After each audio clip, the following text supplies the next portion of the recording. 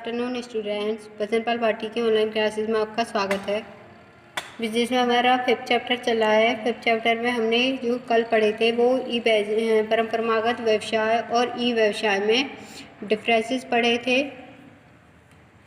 आज जो पढ़ेंगे हम ऑनलाइन सौदे की प्रक्रिया। हम ऑनलाइन शॉपिंग करते हैं तो किस प्रक्रिया से हमें गुजरना होता है। जो ऑनलाइन शॉपिंग होती हैं आपकी 2400 घंटे उपलब्ध होती हैं, 7 दिन आपके उपलब्ध होती हैं, 7 दिन उपलब्ध होती हैं, 24 घंटे आपकी उपलब्ध होती हैं। इसमें कई सारी औपचारिकताएं निभानी होती हैं, ठीक है। बहुत सारी औपचारिकता पूरी नहीं हो पाती हैं, कुछ औपचारिकताएं जो होती हैं पूरी नहीं हो पाती हैं।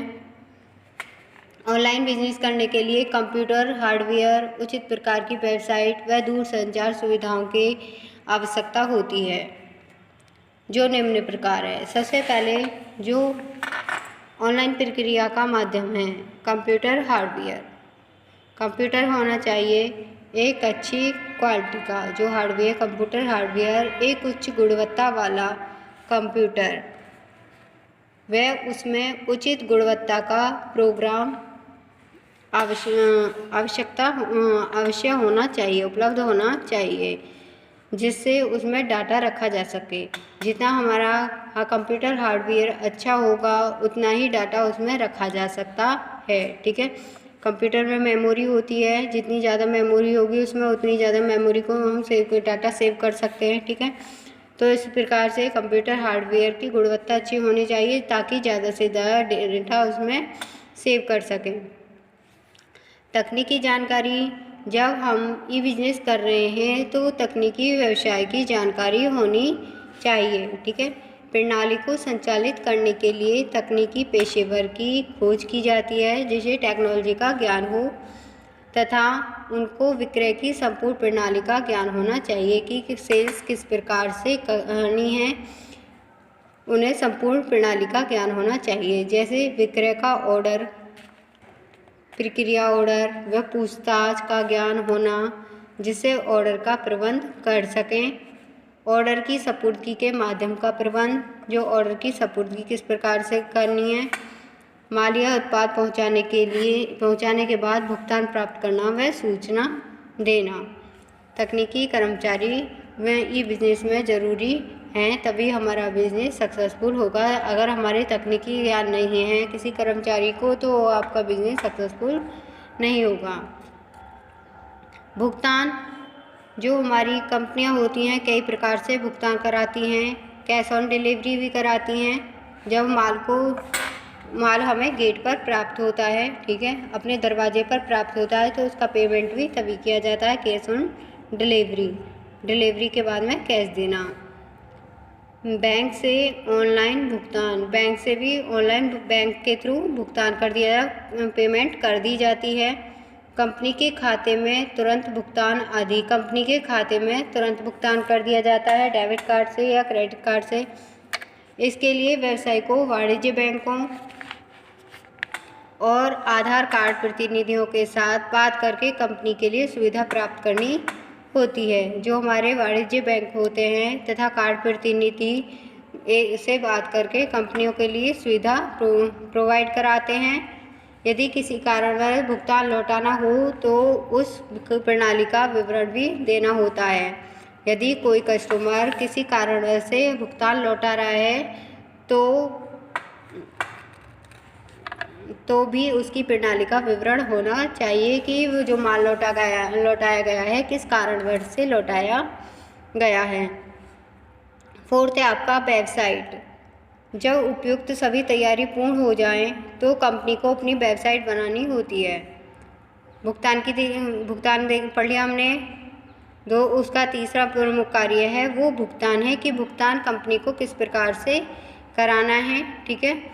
4th है अपनी एक वेबसाइट बनानी होती है कंपनी को। वेबसाइट बनाकर वो उस पर अपने उत्पाद डालता है, जिससे कि जो हमारा ग्राहक होता है वो कंपनी के उत्पादों को देख सके, ठीक है। वेबसाइट की पहुंच निर्धारित करनी होती है कि वेबसाइट नेशनल लेवल पर है या इंटरनेशनल लेवल पर।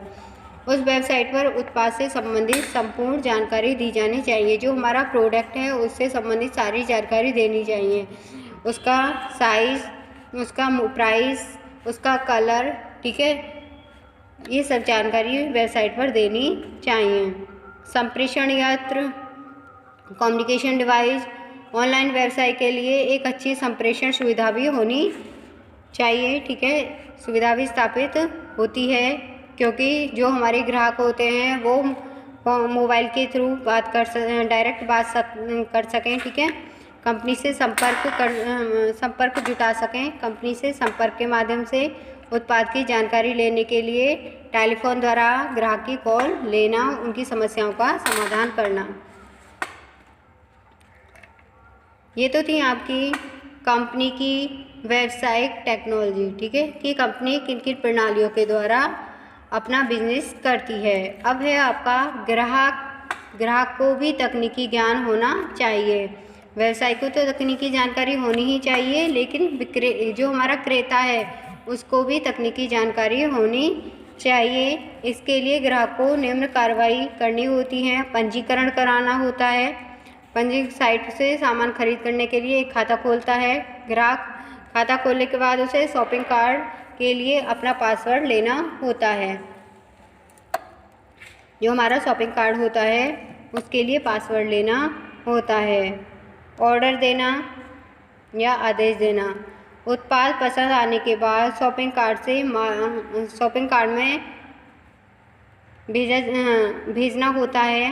दोबारा सुन लो, उत्पाद पसंद आने के बाद उसे शॉपिंग कार्ट में भेजना होता है।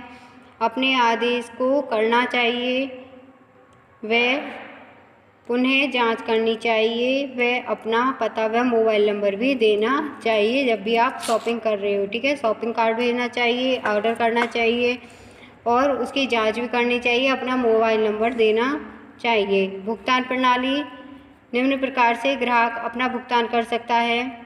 भुगतान प्राप्ति पर कैश ऑन डिलीवरी, चेक के थ्रू, ठीक है, यह पद्धति अब चलन में नहीं है, चेक के through, net banking transfer, online transfer करके, क्रेडिट या डेबिट कार्ड से, ठीक है, या फिर डिजिटल कैश। जो ग्राहक पेमेंट करता है cash on delivery, net banking के द्वारा, क्रेडिट एंड डेबिट कार्ड के थ्रू ऑनलाइन बिजनेस कर सकता है, मतलब ये ऑनलाइन वस्तुओं को खरीद सकता है और उनका पेमेंट कर सकता है। तो ये थी आपकी ऑनलाइन सौदे की प्रक्रिया। कल आपको बाह्यकरण की अवधारणा चलेंगे। ओके, थैंक्स बच्चों।